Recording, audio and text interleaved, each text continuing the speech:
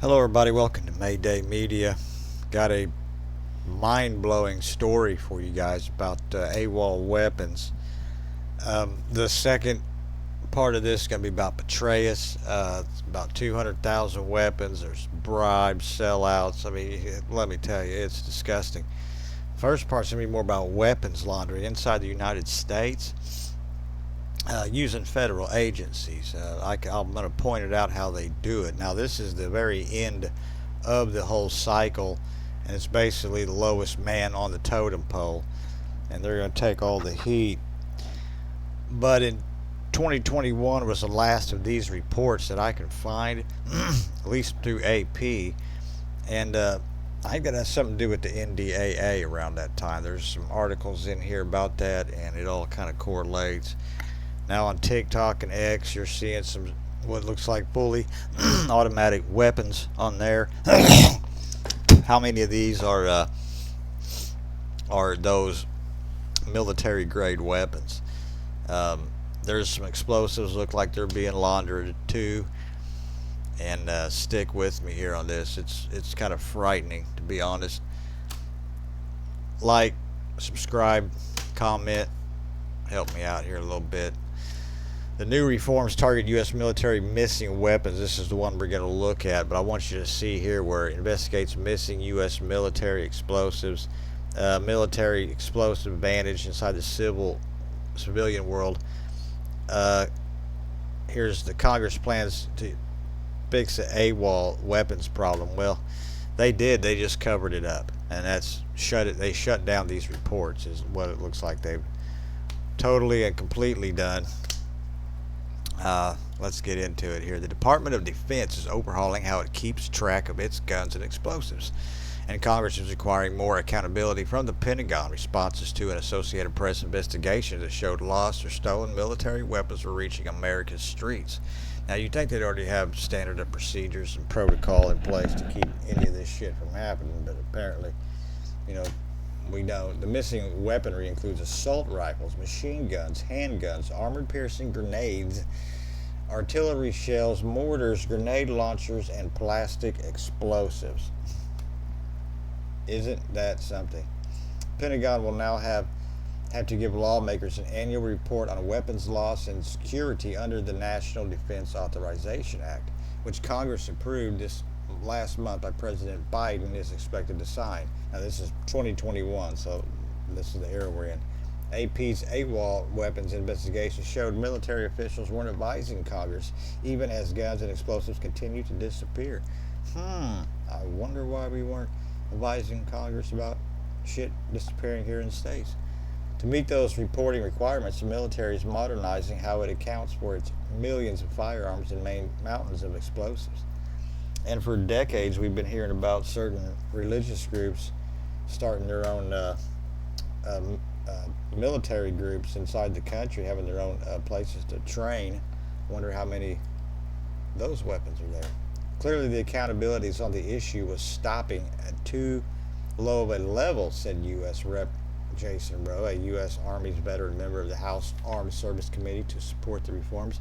With the new requirements, if there are hundreds of missing weapons in that report, members of Congress are going to see it, and they are going to be asked about it publicly and held accountable for it. Well, this is probably something that should have always been done. Pentagon officials have said that they can't account for more than 99.9% of firearms and take weapons security very seriously. Do you? Do you really? Pentagon. Is it 1.2? Or is it 27 trillion in missing in tax money? Something like that, 27 trillion. AP published its first report on the missing firearms in June. General Mark Milley, the chairman of the Joint Chief of Staff, said he would consider a systematic fix. He would consider a systematic fix. That's good that he would consider one. In response, the Army, the largest branch of the most firearms, took a major overhaul of how units report missing, lost, or stolen weapons. And I think it was called the NDAA, where you can't even talk about it. Paper records are given way to a digital form, and Central Logistics Operations Center is collecting and verifying serious incident reports that, as with other armed services, didn't always go all the way up to the chain of command. Are you kidding me? And where would they get shut off at? And who would shut it off? The new system uses an existing software system called Vantage to give commanders a real time wait a minute here, existing real time look at what is unaccountable. Scott Forster, an operations research analyst at the Army, said in a briefing with AP. Other changes will affect how the military responds to law enforcement investigations. When a gun is recovered or sought during a criminal case, the Defense Department's Small Arms and Light Weapons Registry is supposed to determine the last known location or unit responsible. But the registry's information was inaccurate and responses to law enforcement weren't timely. So the registry is inaccurate. They do not report back when there's serious issues. The Army is now developing an app. Did you hear this? An app that would search each service's own property, record databases, according to Army spokesman Lieutenant Brandon Kelly. So they're going to solve it with an app. This is 2021. This summer, the Defense Logistics Agency began reporting to the Pentagon losses and thefts of firearms.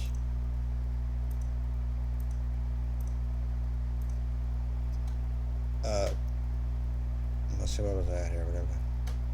This summer, the Defense Logistics Pentagon theft of firearms in the military loaned a civilian agency under the Law Enforcement Support Office program. In its data released to AP, the Pentagon reports that 461 of these firearms have vanished, 109 later recovered. AP's reporting did not include LISO weapons. I don't really know what those are. After the AP's initial report published in June, General Milley tasked the service branches with scrubbing their data on firearm losses since 2010, the time period AP studied.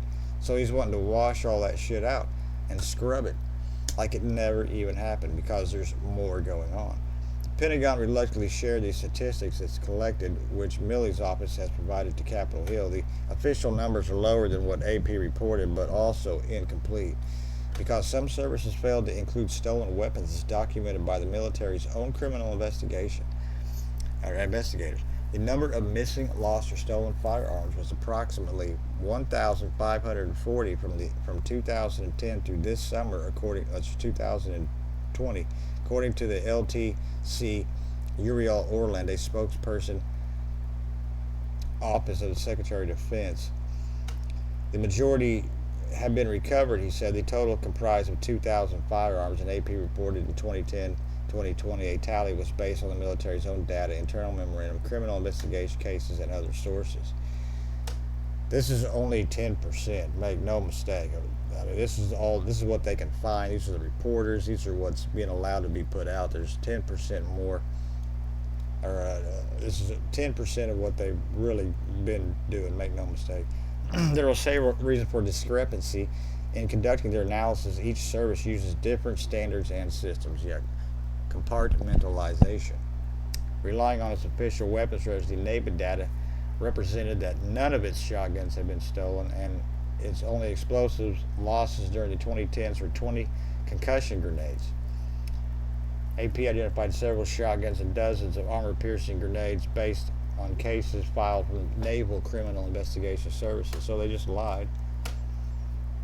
The biggest explanation for the difference between AP's numbers and official numbers is a significant downward revision of the Army totals. Let's see, where's this part at? Okay, here it is.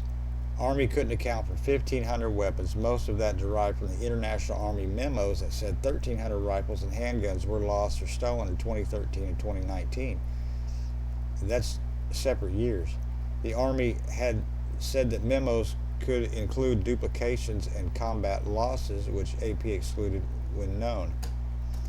Responding to Milley's order, personal hand search records, his conclusion was that in the 2010s, only 469 firearms were missing, which is a big difference up from the 2000.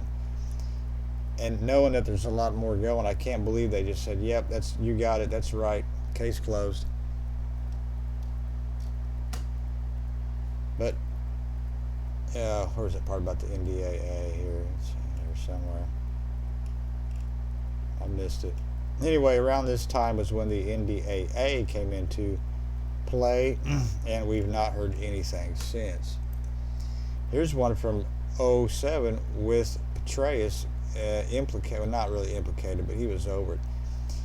Even with this U.S. pumping $3 billion a week into Iraq's scant oversight, it's still jarring to think U.S. soldiers may be stealing from the pot. But in recent days, an Army major and his wife and sister was indicted on charges of pocketing $9.6 million in bribes in exchange for contracts in Iraq.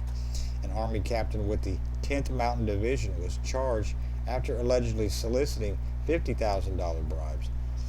There are now 73 investigations into $5 billion in contracts that may have been tainted by, in addition to bribes and kickbacks, rigged bids, product substitutions, or double billing. The latest wrinkle in this apparent disappearance of 190,000 weapons and 110,000 AKs, 80,000 pistols that the U.S. bought and shipped to Iraq for use by the fledgling Iraqi security forces in 2004 and 2005. They vanished while General David Petraeus, now commanding all U.S. forces in Iraq, was in charge of rebuilding the Iraqi army. He has not been implicated. Officials say it's tough to track tens of thousands of weapons in the midst of war. Is it tough to track 200,000 weapons in the midst of war? Few expect any significant change in the overall war strategy. The White House releases Petraeus' report on the surge by the 15th, but the war likely to continue more or less apace. There's even more pressure on the Pentagon to clean up its oversight. Not only is the military dispatching a high-powered investigation team to Iraq to look into these past malfeasance, but it's also creating a senior Army panel to examine what systematic problems may be contributing to the plunder. So the Army is investigating the Army, and they're going to do something about it. No evidence has yet surfaced that the missing arms or ammo ended up in the hands of various militias and insurgent groups that have been battling U.S. forces and their Iraqi allies. Well, how are you going to fucking tell? But the lack of the accountability comes just as some of those Iraqis and police forces in the U.S. are complaining about lacking sufficient weapons and ammunition to do their job. So somebody made a lot of money and they got some contracts out of it. And you get to pay for it all, by the way, just like it's always been. Anyway, this is an older article. If you want, you can check this out. Like I said, 2021, I think was the last I had seen on it. Scary stuff. And what they do is, when they launder this, they go through, let me explain this. They, will go from the military into something like the DHS or something like that. And in between that time, it's stolen at the bottom level, generally by retards that are doing it just to make some money, and they're going to get caught and they can blame everything on them. But the weapons that are being moved out of there from the front all the way to the beginning is there'll be thousands missing here and there. Where the fuck do these go? Well, we don't know, we don't care, we got to get these shipped. Or they just falsify paperwork, and by the time it gets all the way to the end, nobody knows where it was. It's sad, but that's how some of these things go. Anyway, like, subscribe, help me out a little bit there. Appreciate you.